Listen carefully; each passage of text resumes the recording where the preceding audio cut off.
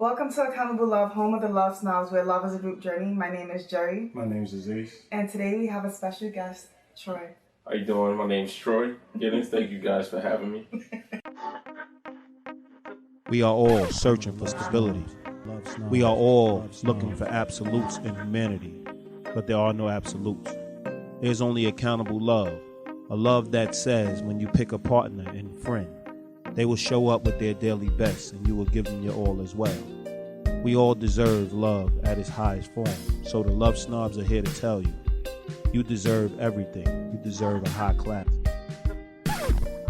LoveSnobs. We're going to talk about accountable love. So Troy, when you hear accountable love, what comes to mind? First thing that comes to mind when I hear accountable love is sounds like to me is just holding up your responsibility when it comes to love and doing everything necessary that people hold you accountable to, as well as yourself, to anything that you love. Okay. So do you feel that the people that you are in relationships with, not necessarily romantic, but just in general, that they also believe in accountable love as well? It's hard to really talk about what other people believe in. I don't know if I've ever. I think they hold themselves to a standard, what love is to them, and I think that. Well, I think that they hold themselves to like a standard of what their definition of accountable love is, and I think that they are consistent with what they do in terms of who they are. But how does that connect with what do you believe in order to have a healthy relationship that everyone that is connected should be like-minded and same-hearted? No, absolutely not. Why not? I think that the like-mindedness of having that relationship is, I think you can have a healthy relationship with people who are along with you in that journey, or just kind of like, have that relationship on that type of setting, but they don't have that kind of like-mindedness of what they feel like, how you would feel in a certain situation. So I'm okay with them having their own path and still being able to connect with me on my journey. Well, when I say like-minded, it's really, when I'm talking about like-minded, it's really about having the same principles and morals and believing in the same things. Because in my experience, I believe that when you have relationships with people that are like-minded, same-hearted, even though you may disagree and they may be conflict, but you get over those things a lot easier and faster because you guys are on the same page, you believe in the same thing. So the journey to get there is not crazy because you guys are already speaking the same language. I experienced, situations where I've been friends or even had significant others that we weren't on the same page, and arguing was just like, we never resolved anything because we were never really on the same page to begin with. So yes, everyone's different. You have a preference on certain things, but there's certain core values that really, when the foundation is solid, it really helps maintain a healthy relationship. So you think it makes the process easier? Absolutely. No, I'm not even talking about the process. Let's say we're not talking about the process being easier. Let's say we're dealing with now going into. But he's talking about the process in terms of. I gave the example of conflict. When you are. No, but it's not necessarily easier because. Well, it is. It could be easier to a person to like disregard the conflict and just say agree to disagree and move on. Yeah, but that can be easy. Yeah, you're right. Conflict, when it comes to conflicts and resolution, it's about now coming to a common ground. Mm-hmm. So you have a conflict with somebody, you have a discussion about it. You got to find somewhere to have a commonality to allow the relationship to persist. Okay. Because if it's something that now hinders the relationship and y'all not like-minded or y'all not same-hearted on that path, then y'all on separate paths. Mm-hmm. Therefore, there's what is a friendship and what is a personal relationship in that regard. So if you have a partner and y'all not walking the same path and you're not going down the same road, how are y'all partners? Or friends for that matter. I think people don't. Is that a question for me? Yeah. we talking about just relationships in general right now. No. We're talking about talking about partnerships. just Partnerships and personal relationships. Yeah. So this is personal relationships. This wasn't just somebody like a coworker. No, we talking about people, family, friends that's close to you. No, friends and literally we're talking about friends and partners. Families, you're born into family. Right. So family is not guaranteed to be your friend. You don't pick your family. No, you don't pick your family. So though we talk about family, like things that went on in family for upbringing, things that created, a bond with us. But now when it comes to the family unit, that's not really, though it's a personal relationship, it's a family relationship. No, I get the family thing. So you're born into it. So when we're talking about like-minded and same-hearted, yeah, of course your family members don't have to be because it's just a blood thing. No, when I mean, in my situation. When it comes to people you choose. When it comes to people you pick, so you can have people that you pick in your life that have common goals, but when, let's say if their goals change or they don't want to do a certain thing, right?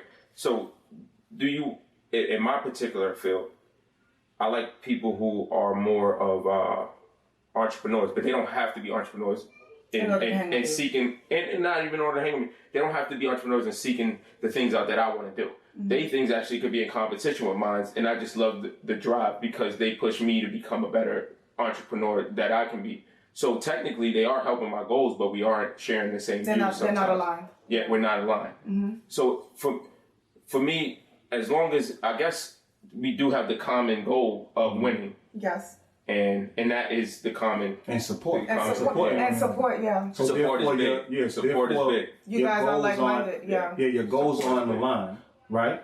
But what I'm saying is the support is aligned. Mm-hmm. So when we're talking about like-minded and same-hearted, we're talking about core values. Yes. So core values is the support. That. Yeah, we can go with that. Obviously, you can be friends with a doctor and you're an entrepreneur. Mm-hmm. So that would be a career path. Yeah, he's. So when I'm talking about raising families, and when I'm talking about these are your friends, so they're gonna have children, mm-hmm. they're gonna have partners. They sure. So therefore, there's a unit y'all start off, let's say 4 friends, and then now each friend gets a partner. Mm-hmm. Now there's 8 people in your group. Mm-hmm. You get what I'm saying? So it expands in that way, but you want people that don't destroy the structure. In the sense where now y'all have core values aligned, them 4 people. So when people destroy structure, you mean like people who, not so much negative, but just they don't bring that value. Yeah, well, they don't value. So I'm 100% agreeing with that because anybody who doesn't really bring value to my life or value to where my goals are, I mean, I'm wasting my time because what are we doing? It's like a dead-end relationship. You never date somebody that you don't see a future with at this point in your life because we're older now. So we know that if we want to get to the next level, that we want to invest in the people that we want to take on our journey with us. And you're not going to just date a person at this point in your life. For sure, 100%. Just for the sake of dating them. Yeah. You're not going to buy time that way. Mm-hmm. Would you say that, let's say when you was younger, because we always talk about when we were younger, we was figuring out the type of friends we wanted. So we was more inclined to mess with people that did different things than we did. Yeah. Had different core values because we weren't bringing them into now a foundation now when we're 30 and 40. Right. So now the way you look at friend changes versus when you were younger, the way you looked at friends. I mean, without a doubt, for sure. But you know what? We're taught also that opposites attract. We're taught that we're supposed to seek people that are total opposite of us. Mm-hmm. And that's not always necessarily the truth. I think that, you think of 2 high-strung people, maybe that may not be a good mix, maybe not. But you may not necessarily need a person who's super laid back and you're assertive. You know what I mean? Because you want somebody that also talks and who also brings something to the table. So I think that we're taught also that we should get somebody that's totally opposite of who we are. So if you're a quiet person, get somebody who's outgoing. If you're an outgoing person, get somebody who's quiet. You know what I mean? And I don't really think that those necessarily work either. What would you say your philosophy would be, Troy? For what? When picking a partner or a person and a friend, what would you say your criteria would be? Because I think it all starts with that. Before you start the discussion, you have to have a clear understanding. If I'm picking a partner for myself, and I can't really say I was experienced in picking partners. I kind of went off emotions when I was picking people. So if I had a girlfriend in the past, It was more of a situation kind of thing that led into like a relationship. So I could never say they was really my friend first, but if I had to pick a specific partner or a trait that they can bring to the table, it would be consistency. For me, it would be that they hold themselves accountable to their actions. I like people that kind of could just grow from situations and allow themselves to make mistakes and understand where they went wrong and then grow from that. If we can't ever grow, if I have a partner that's never willing to grow or willing to communicate with me, then I don't think that's not something I would search for. So to answer your question, I would search for somebody who's always on the ready to grow mentally, physically, and just become a better person. So would you say like having equal relationships would be important? What do you mean? Like an equal relationship, meaning going in with a partner that you actually see eye to eye with. Yeah, it's very important. For me, it is. It's very important. And you can't see eye to eye automatically, but it's very important that we work to a common goal. Because living in a situation that I would have to live for and not hold my time to be very valuable, definitely. I feel like moving in that direction and holding them accountable and vice versa, holding myself accountable to whatever I set for myself. And we have that common goal and just be reminded of it every day. It would be my ideal situation. But when we also speak of equal relationships is also pertaining to your partner believing that they belong there, believing that they're the best person for you. You know what I mean? Like I've met people in the past, and I'm sure you have, that they don't necessarily believe that they're insecure in some way, so they don't really believe that they belong. So then that brings down the relationship in general, because they always feeling like they need to be validated, or you have to, they want you to feed into their insecurities, and it becomes 100%. A thing. So when we, talk about equal relationship, that's another thing to think about too. Like, are you seeking people that believe that they belong with you? Because a lot of people, they don't. They go in there not really believing that they belong there, and then it's everything that's being said to them is taken personal. And you can't, now they want you to, hold back some things or cater to the insecurities. Right. And that in itself brings down the relationship. Do you have like any stories that you have that, like from your past relationships, things that you feel like you ran into, like issues you ran into? And I mean, like, just like maybe a brief synopsis of like maybe a past relationship. Yeah, I mean, I'm sure I have a million stories. Yeah, but I mean, like, just share one with the listeners so they, they get a clear understanding of, the journey, or like a little quick understanding of one of the things that you might have in for me personally, I ran into which was most of my relationships was me catering to, and I spoke about this with you earlier, Aziz, just about how me being raised by a single mom who I've seen men come in and out the house, not in those terms. What? Not in those terms. No, not in those. Let me clear it up. Not in those terms, but he doesn't find it so funny. It was just that. No, I find it funny. My lips is chapped, so I can't smile right now. But and I always put women on a pedestal, and not knowing that they had agendas. So when you come into a relationship, only focus on somebody who has an agenda, only focusing on them, it's very hard to see and build with something like that, because they constantly outwitting you, but you're not really understanding what's going on in that situation. So for me, I was being told something that how I should be. And because my mom, if I seen different people in my mom's life and never seeing her fit, like happy, I always wanted to make the best for the girls that I was with.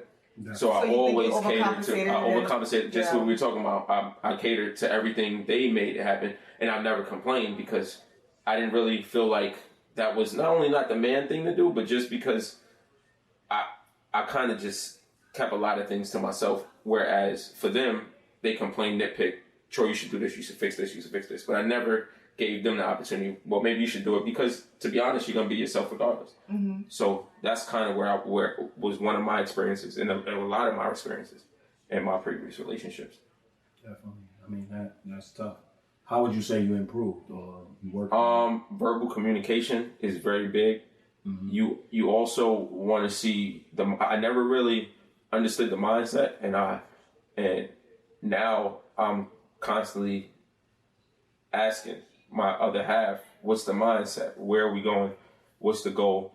And and she challenges me. And that's kind of where I've never really I've been challenged by the other party, but it wasn't to be better. It was to cater to them. Definitely. So that's what I see. And now You I'm felt more they had an open. agenda Yeah. And now, and so it's agendas. And everybody, not everybody, most people come in with an idea of what they want. Definitely. You're just the second half. We don't know who you are yet until you come in, but you're going to feed them that agenda.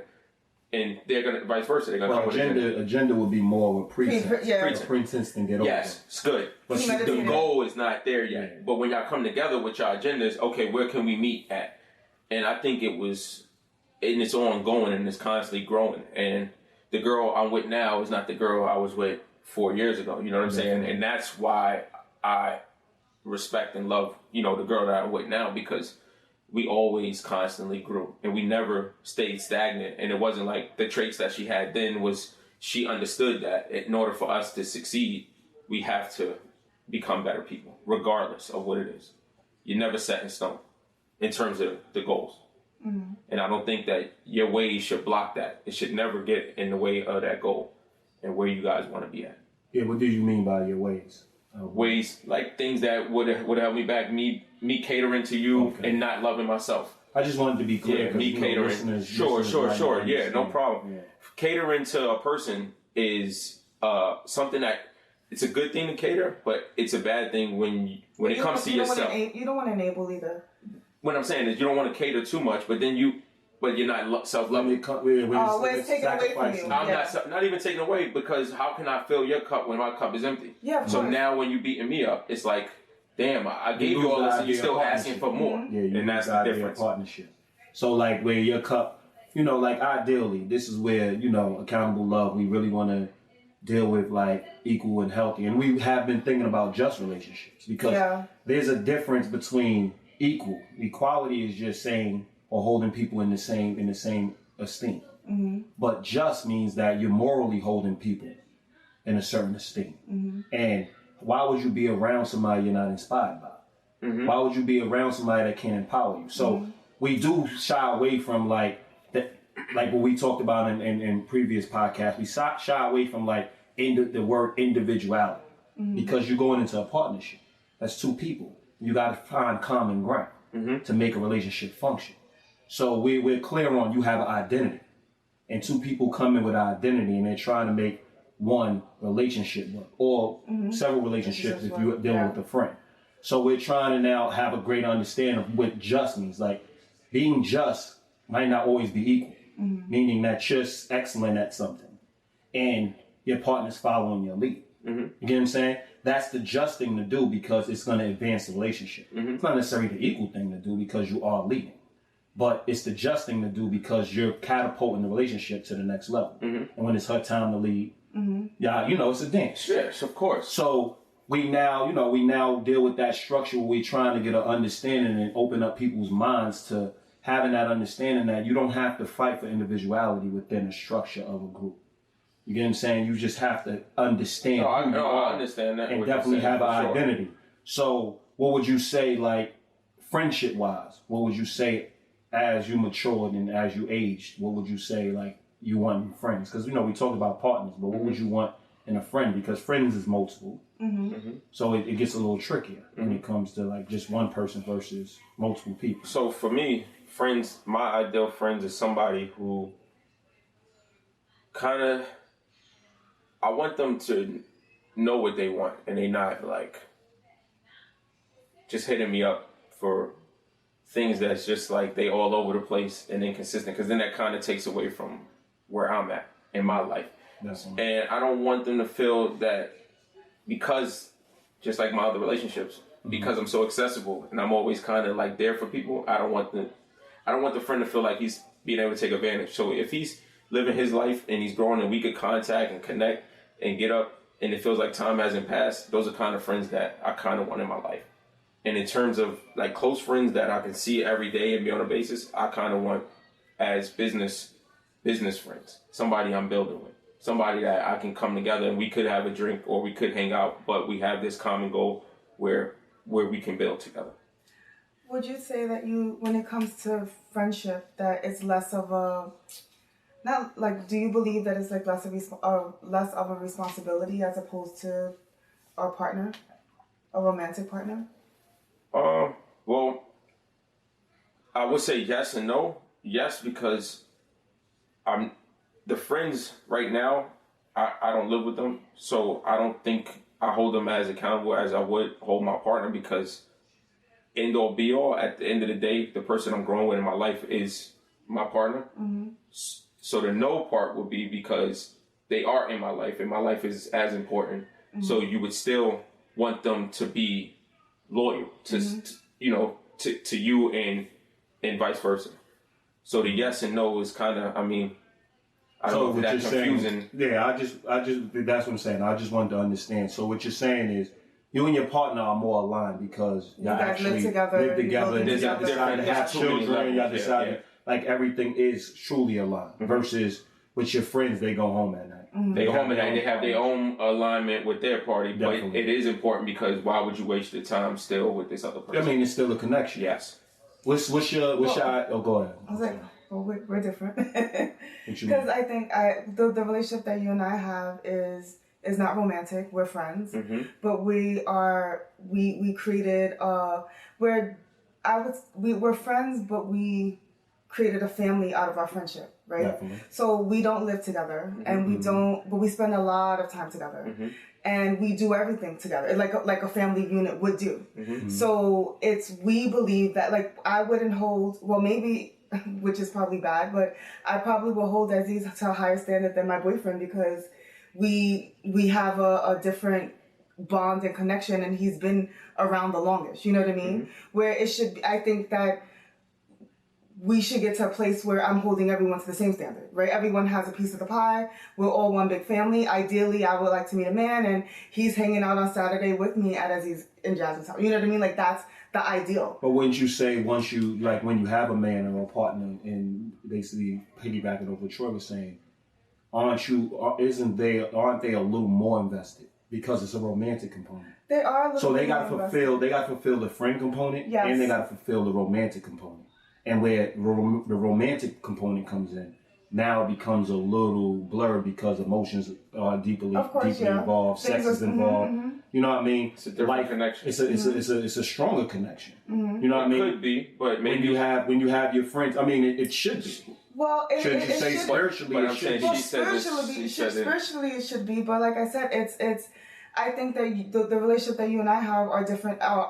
Is way different than the average friendship too. No, I would definitely agree with that. I think that's why we have accountable love. I would definitely agree with that, and I do think that we are a model of what a friendship should probably be, because we do hold each other accountable, because we let people know, listen, we align, and we're not giving up what we already have in place to now mm-hmm. have partners. Mm-hmm. Where we want to bring out in the fold, and we want to expand. Mm-hmm. You know what I'm saying? Because taking Jerry from my life is not going to enhance my life, mm-hmm.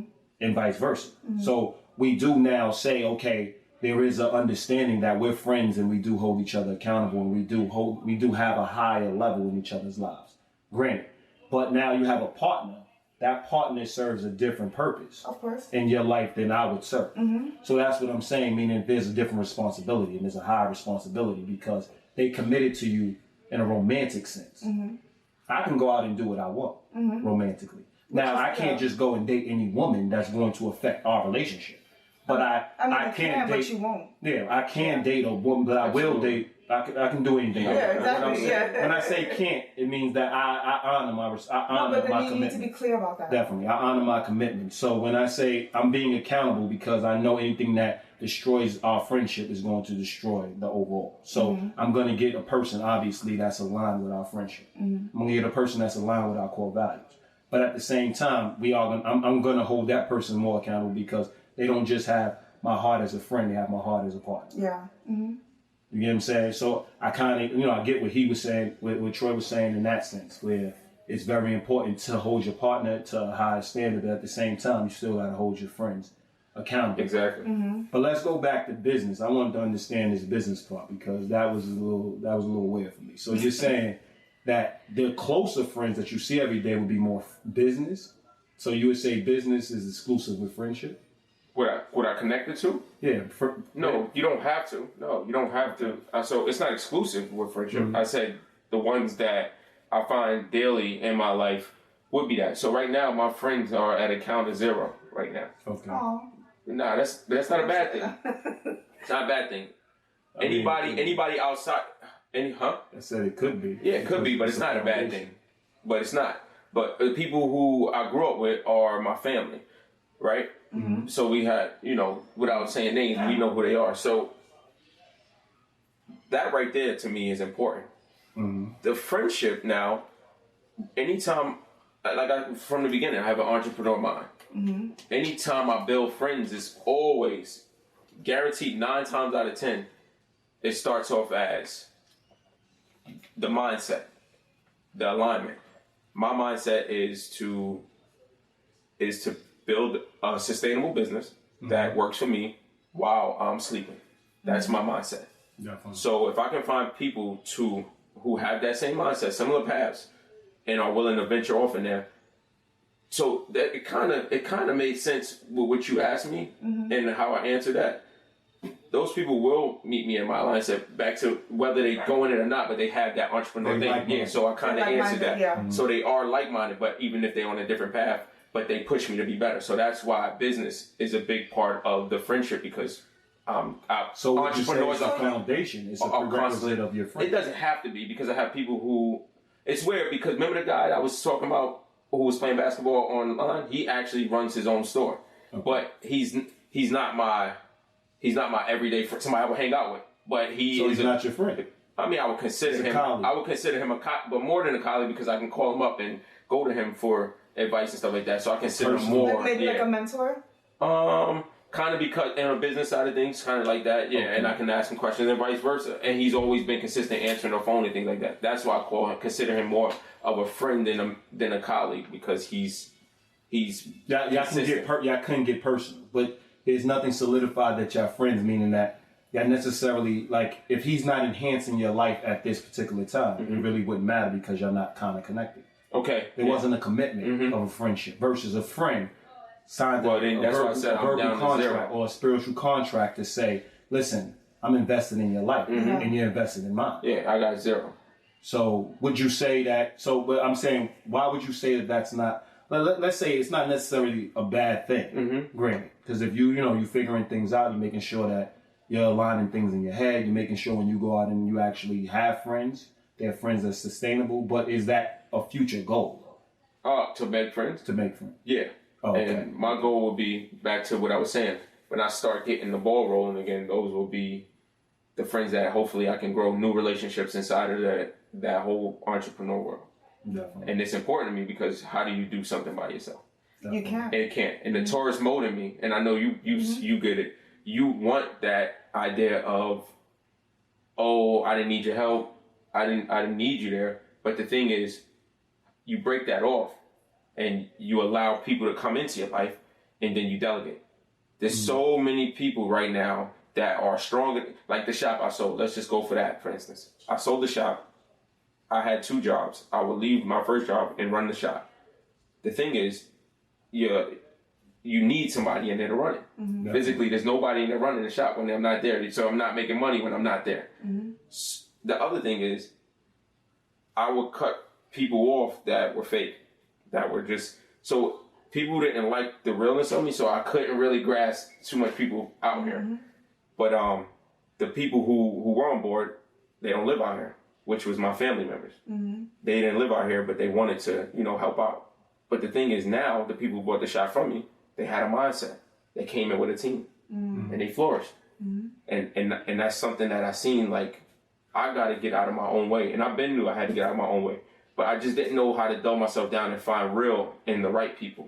So that's why I don't have friends right now. And that's why I'm not in the rush to get it until I can find. But wouldn't you call those people business partners, or wouldn't you call those people a part of your business or employees? Because it's still a relationship. What are you talking about? Okay, so, when you was talking about, like, relationships and dealing in the, like, having relationships with people in the store and building a team.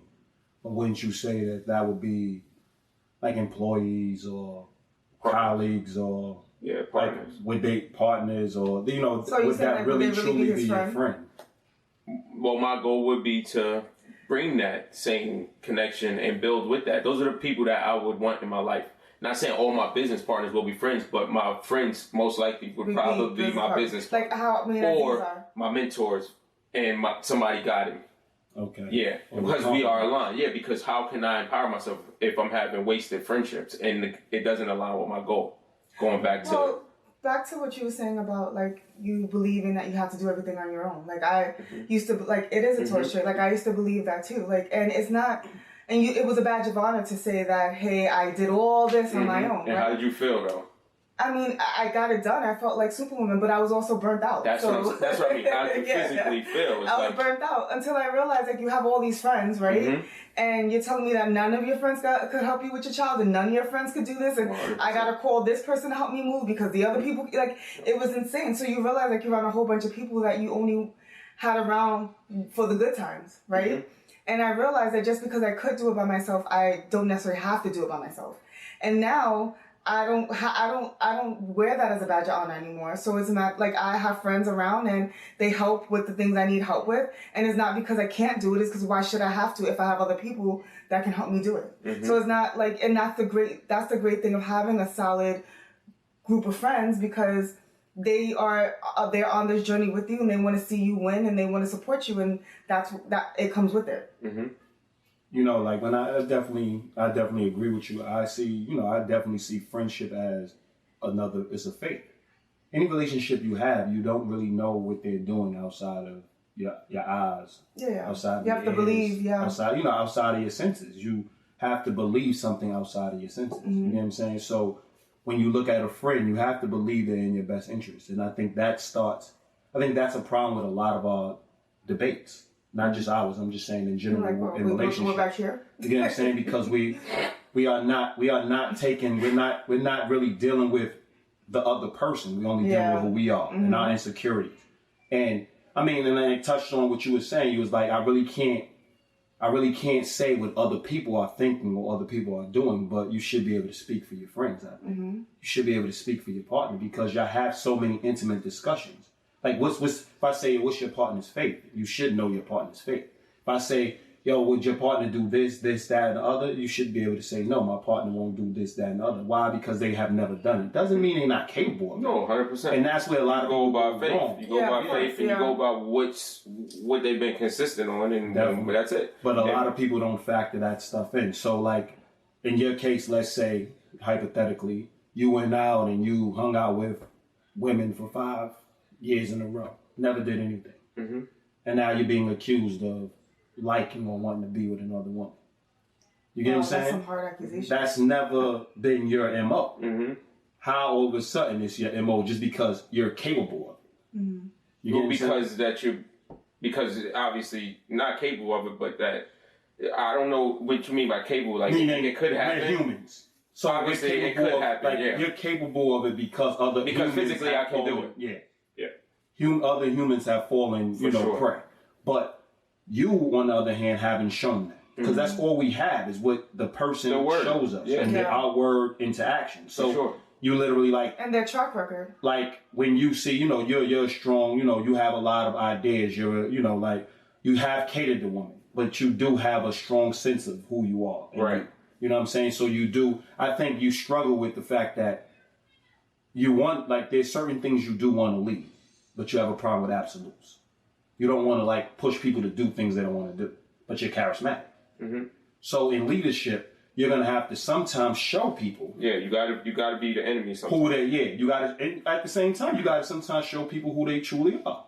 Like sometimes they don't see it, but you see it. You see what I'm saying? So I think that has been your struggle. But when I look at overall, when I've been around you or when I watch you grow, I've seen that leadership quality is in you. You just struggle with the fact that you don't really want to infringe your beliefs or infringe your views on other people.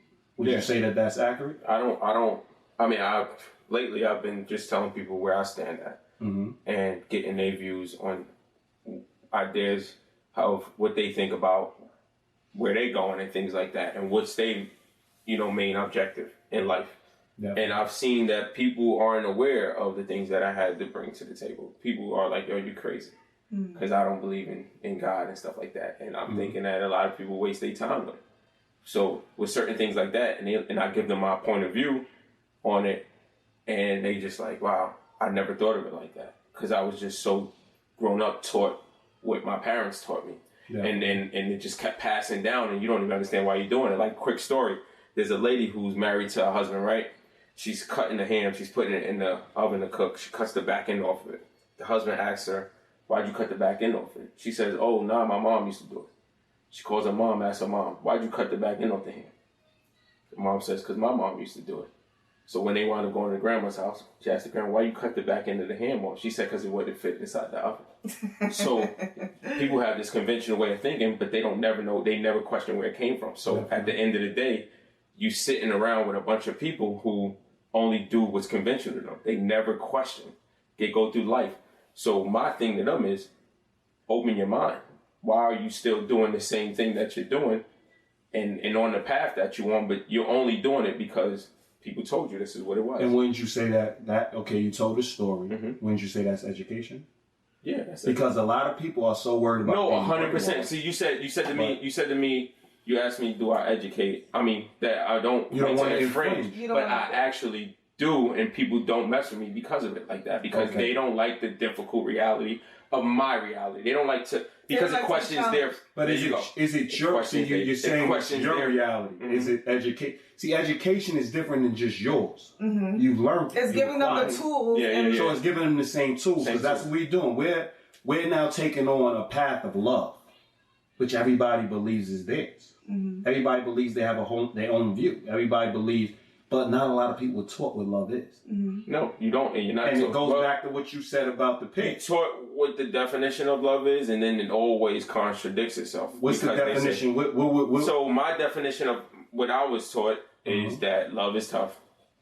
Love is going to go through ups and downs. Love is going to take you on a journey.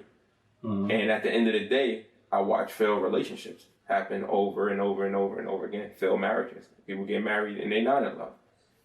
So when I see love, I see it as some people using it as a tool to control people. Then that's not love, though. And that's what I'm saying. And this is why you're misinformed. So people run around with that. But that's what I'm saying. You're saying that they run around like their upbringing. So they run around with their upbringing, but they don't. Without going back to what I was saying, they never question. They never have an understanding of what love is because we narrowed it down. Love is maturing into togetherness.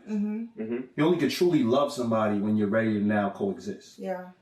How could you love somebody? How could you say you love anybody when you're just always dealing with self? Yeah. It starts with you have to give up. You have to give up, and that's where we started. You have to. You have to. You have to give up you have to give up some of yourself, meaning you have to understand who you are and then now merge that with other people. Yes. Other than that, it's not love. It's opportunity. How do you... It's lust. It's all kinds of other things you could... Infatuation. Like you can now pinpoint it. People have this emotion. Oh my God, I love them. The feeling of it. Yeah. That's not love. That's not love. Because... though you can sleep with the person, though you like who the person is, you have to deal with the things you don't like who the person is. You have to sit down and have back and forth. Like we done had 7-hour discussions. Just because I may have thought you was going the wrong way. Sometimes you was on point, sometimes I was on point. But we took the time to have the discussion. Other people telling us to shut up. We was showing love. Other people, they just dealt with. We didn't understand where each other was coming from, so we was finding common ground. Yes. They're just, I don't want to hear it, so I'm going to mute them. That's when you say control. But they're thinking we're being insensitive. But really, we're the model of what it takes to find common ground. Because we both leave the relationship at least understanding where each other stands. Where each other stands. We have more information about one another. Sometimes we go away and we think about what the person says. And as you should. You see what I'm saying? Should always replay. This is what love is. That's where you grow. Yeah, this is what love is. It's a constant. It's being able to be around people. When we say like-minded, we're just saying we're around people that are willing to take us in. We're around people that's willing to work towards common ground. Because when they say when they say love, hate is a thin line. You get what I'm saying? The line is thin because it looks the same sometimes, but it's not the same sometimes. I mean, hate is just as strong as love. It lingers. I wouldn't say it's you that would strong. grow. You would I grow. wouldn't say it's that strong. You would have to. So But to hate somebody, it takes a lot of attention. Addictive. So just like how love is, it takes a lot of attention to get there. Somebody who genuinely hates you has to really take time and internalize and go home and think about you. I think hate is emotional. Yeah. It's driven by emotion, and I agree with what you just said, but I also think in one extreme, somebody could hate you in a moment and do something right. Yeah. No. Well, I don't see that means you want somebody. Hate sometimes can be a reaction. I mean, it doesn't have to be hate. Sometimes people are mad and they're emotional. They don't necessarily hate you. They respond to the moment, and then they think like, "Damn, that was crazy. What did I just do?" In terms of love is a building thing. The quick thing is, I like this person. I think I'm in love. That's quick. It's irrational. It's like now I'm giving them my all, and you like 2 months later, you like, what did I just do? I just killed this dude, but really you didn't. You just fell hard in love, and you don't know who this person, he or she is. So that's similar to, it's not hate yet. It's just that quick emotional. Damn, I'm emotional. I didn't like this person. I seen my basketball court. He fouled me hard. I shot him because I was just an emotional dude. And I do see it happen a lot. But when people internalize hate, they go home, they sleep on it, they think every time I see him, I want to fight this kid, and I don't know what it is. Sort of like love. You don't know what it is. Every time I see her, like I want to build with her. But do you not know what it is? But that's what we're about. It's about, you should know what it is. Yeah. Like, No. I'm saying the person who internalizes it. Okay. I'm just saying that feeling inside for hate. Sometimes you don't know. You never really took the time because you didn't communicate. Damn, why do I hate you? But love, you understand why, because you communicate that. You like, yo, I love this girl. Me and her, we got the goals, or whatever. We got the goals down pat. You can't do that with hate. You kind of just, it's a self thing. You hate him. It's self-driven. That's the difference between love. I think love is both. It's one, you're growing, the other one is separating. But equally, in terms of the hate will last for however long the hate's going to last for. Until you clear it up, it's going to allow for a long time. Whereas love, y'all going to communicate and come to the common ground. Definitely. So, it is very important, because I tell people, to be indifferent is the worst thing. Yeah. Agreeing to disagree is the worst thing, because it leaves us on separate sides. So we can walk parallel. But once we run into that same issue every time, we are not aligned. There's no relationship. So that same issue, you mean like that guy's gonna keep running into it? There is no in different ways sometimes. So you think you're friends because you're having a good time, but there's an issue that's unresolved. That goes right back to the light thing. And it's not there. In no way y'all care about one another because y'all didn't take the time to really have the discussion. So we always say, anybody that doesn't want to really work towards common ground, they're not vested. Well, they're not really invested, because if you was truly invested, you're gonna work towards common ground. I'm not saying you're tired, I gotta revisit it. Revisit it is cool. I can't say I can't speak to you right now, but we're gonna revisit it. You're letting people know, listen, you're a priority, but I have to take care of something else. There's a big difference then. Let's just drop it. Yeah. And I've ran into that before. So let's just or they don't follow up with the phone call. You're like, oh, let's speak, and then they just disappear. I had disappearance. Yeah, I've dealt with it. So think about it. Like, think about the overall faith of it. Because that's what we say. Love is a faith.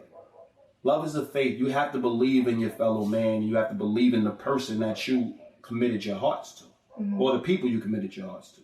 You don't believe in them. How could you say you love them? How could you say you love them and you're unsure whether they'll harm you? Yeah. Very true. You have to have you have to have faith in anything outside of you. Definitely. You have to. I just think love, or anything for that matter, but on the topic of love, faith should be number one. Because you only know what you know, like you said. You only know what you see, and you only know how y'all grow. So you could put the resume on the table and be like, all right, this is everything we did. But you stepped out of line, or you did something that is uncharacteristic of you. And now you're questioning, like, why would you do that in terms of that? And then if that's not resolved, then that's where the constant conflict comes in. Because now on her resume it's blemished, because now he or she she's capable of it. So now in any situation, you're like, wait, this is not who I signed to be. But how do you grow from that? It's kind of how do you have this perfect resume, and then you see something come, that's not consistent of who you was, like what happened, and you have that conversation, and the person maybe says, look, I don't know why I did it. So now you unconsciously doing things, and you're just doing things because you have no reason, no rhyme or reason. How do you? I think when the person walks in the office, you have a clear understanding of character. Integrity is something we all slip. Yeah, that's guarantee, right? Yes, you have to grow. It's that's the where the integrity. growth It's the integrity in the moment. Mm-hmm. You walk in there and listen. I wanted to get this job. I messed up. This is you see a person that really believes what they did was wrong, mm-hmm. and they're contrite. There's a difference. Mm-hmm. A person that's still going to give you more lies on top of lies, mm-hmm. on top of lies. Then you know that person's their integrity is shot. Mm-hmm. So you don't want to hire that person. So it's the same with, let's say a person stepped out and cheated. Mm-hmm. Like we always say, the cheating part is a strong fine, mm-hmm. but not saying and getting caught is the misdemeanor. Yeah. How could you trust somebody that wouldn't tell you that they cheated? Mm-hmm. I fell short as a man. I went out and did wrong. I came back, told my partner, listen, I messed up. I did X, Y, and Z. We was having whatever. I got caught in the rapture. Now it's their decision to now take me back or not. Mm-hmm. But it showed I had integrity. Mm-hmm. I messed up and I looked the person eye to eye and owned up to it. Mm-hmm. Versus somebody that got caught. Mm-hmm. Changes everything. 100%. You see what I'm saying? So that, I don't know if I answered your question. Did I answer your question? Like, how do you get back from that? No, you get back, you build. I was saying, yeah.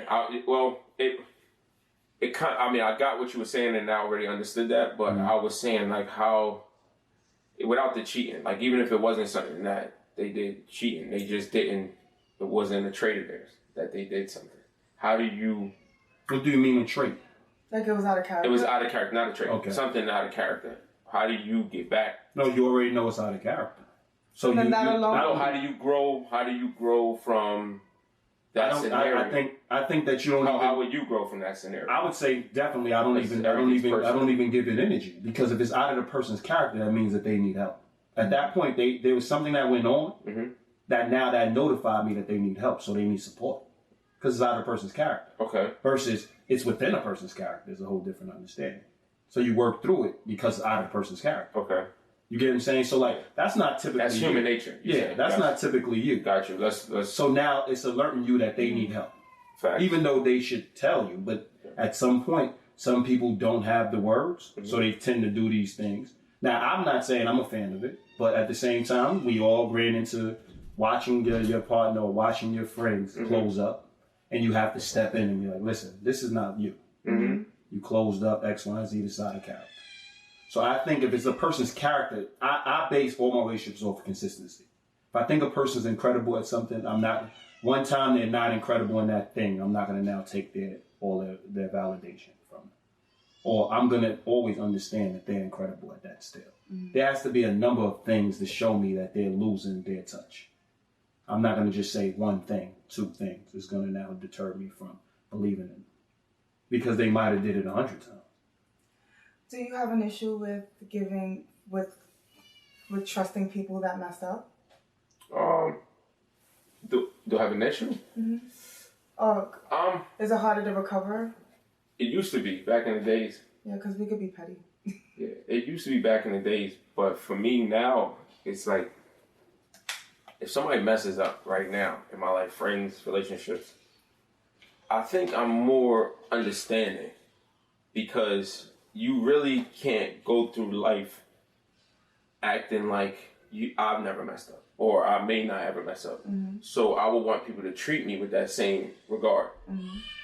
So my forgiveness level is, and not even so much, my understanding level is so much more than it was when I was in these these insecure relationships and things like that, where I didn't have the knowledge that I do now. So yeah, for sure, like I'm big on forgiving and understanding and trying to just work through things. Right now, this is who I am and who I've grown into. Do you believe that? Like I would say that I have felonies and misdemeanors. Like there's certain things that's a no. Mm-hmm. And there's certain things that obviously is a misdemeanor. You jaywalk. You know what I mean? Like it's obvious things like that. So do you think that you classify things in that way? Or yes, you just understanding? I think there's a limit. There's levels, of course. Let me clear that up. Yeah. So you're not gonna walk over me. You're not gonna walk over me. But there's things that I understand, and people will do things that's best for them sometimes, or at that moment, best for them, or they thought it was. And as long as we can grow from it, I'm good. But if it's something that I can't agree with, and that if it falls on my heart, I gotta go. Mm-hmm. And I'm more inclined to do that now, leave, because in any relationship. So you say you matured in understanding your work. Absolutely. And I'm still growing to understand my work. Yeah, loving myself is always a constant growth. You're going to find out like new things about you as you grow. And then what you like and your things are going to change. Mm-hmm. So yeah, I'm being you. I think just how you hold your partner accountable, and I think you should always hold yourself accountable and understand that you may grow and you may do things that may surprise you in terms of even on your consistent path, you may learn something. I'm sorry. Bless you. Thank you. You may learn something on your path that's like, wow, sure, that's never been something that you did, but it interests you. And that's kind of like, it's kind of where I will hold my partners accountable. Like, wow, this person just grew, and maybe it didn't have anything to do with the relationship, but they did something outside of it that was beneficial for them. And that some things you just can't be on board with. But you will be understanding of it because you understand that you're going through it. So holding yourself accountable is the same thing as, I think, giving them that leeway because you know that you can go through it. So you don't want to be a hypocrite. So I think that that's the things that I used to struggle with too, because I was in a certain, 6 years ago, I was a different person than I am now. So because of that, I was a little maybe too understanding of some people's shortcomings because I've been at that place. The difference is that I was able to move forward and get to a better place. And a lot of people that you're around, that they don't necessarily want to get to that place. So they're there, and you can understand why they're there, but they don't. The one thing, the disconnect is them getting to wanting better and wanting to get to another place. So I would always date the same type of guys. I would have the same type of friends because I understood the struggle. Mm-hmm. So I was around the same type of people because I understood the struggle. But I'm no longer struggling. So you know what I mean? So it's the things that we used to once connect on, we no longer connected on, and it became not the wedge, but people wasn't really feeling the new Jerry. So I was being tolerated more than anything. And that I was going to bring that up to you too. Like you said that you don't have friends right now because when you challenge people on certain things, they don't want to be challenged. Mm-hmm. And it's like they're doing you a favor by having a conversation with you. Mm-hmm. And I've learned that, I have enough self-worth to know that I don't want to be tolerated. I want to be around people that actually want to be around me. Mm-hmm. And I shouldn't have to convince you that. You know what I mean? That you should just want it. So I think that, over time I realized that with growth, you have to know where you are and what type of people you should be around. And I had to learn that over time because I was still extending the olive branch to people that probably didn't deserve it. They don't deserve it. You know it. But it took me a while to get there. And congratulations. You gotta keep growing because that's one of those things that can go back though. Like you can find a friend that's just way back in the days. Mm-hmm. And they in that place where they at. So they talking to the Troy that they know. Yeah. And they just come out of nowhere. You're so successful with one text and now they back in your life. Or they trying to push. Yeah. But that's kind of what I'm saying. That's how it used to be. Yeah, like one text like, hey girl. Yep. I came across this old picture. In that memory. It's like, wait a minute. And y'all skipping down memory lane together before you know, let's meet up for a drink. What prevents y'all from actually going down that road? Well, who? It don't matter. Anyone can answer. Well, for me, I've learned that I learned that I have to put, I'm not the same person that I was when we were friends. Mm-hmm. So I have to put that out there and see if we could even connect again. So I don't shut the door. Maybe they grew. Yes, maybe they grew too. Yeah. So maybe we're on the same page now, but I don't just. Before I used to just jump in head first, let's go for that drink, let's go out, let's do whatever, and it's you find out this chick is still fighting people. Yeah, exactly, and it's just and it was okay because we were friends and blah blah blah. You didn't have the conversation, but now it's more that I'm not the person that you knew however many years ago. So we will have the conversation to see where they are at versus where I'm at, and then we'll make a decision. But that's what stops me from just jumping head first into whatever relationship, because I know that when you do that and you don't set the boundaries and you don't have the conversation, you may just go down the same slippery slope that you were with, that the same slippery slope that you created the first time. And I don't necessarily, at this point in my life, I don't necessarily want to make those mistakes again. Well, I see it as how do you avoid that?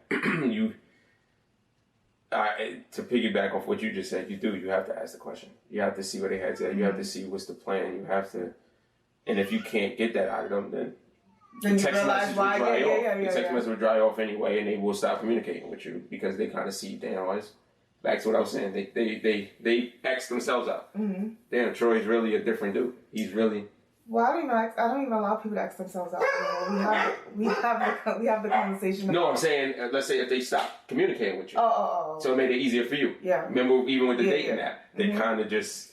Well, yeah, like that's like everyone talks about online dating and how horrible it is, but I found it very useful.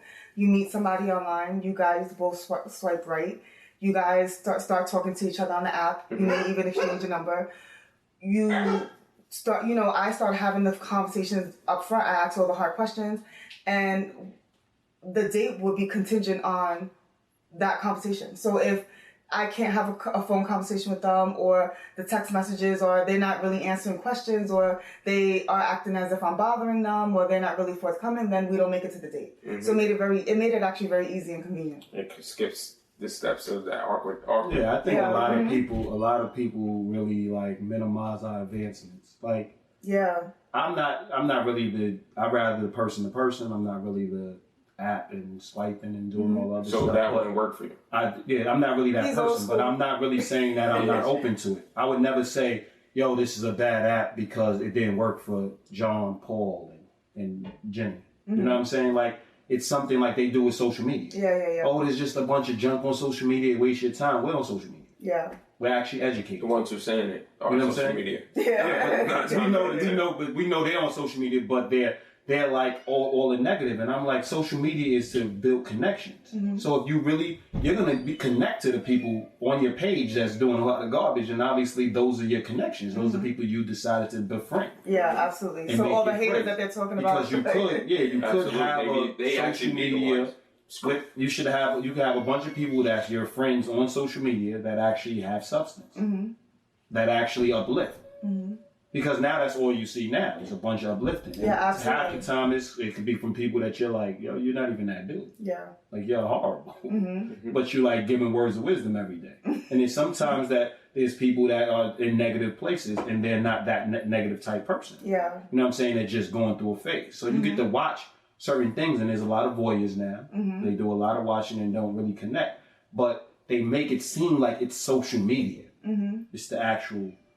Oh, but they lost connection. Yeah. Is that what you're saying? No. What I'm saying is they blame the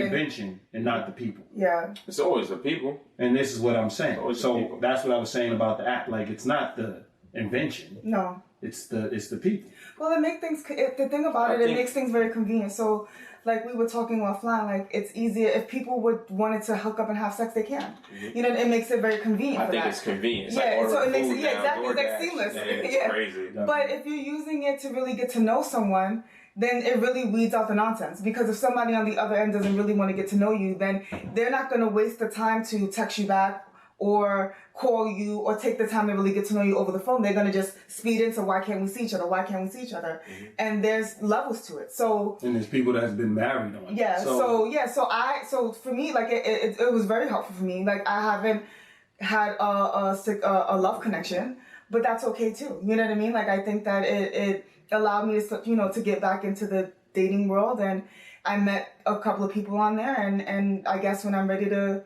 continue to date again, I may go back on, maybe eHarmony. I don't know, but I mean the apps that I was on was a little shady. You can find Jerry on a dating site near you.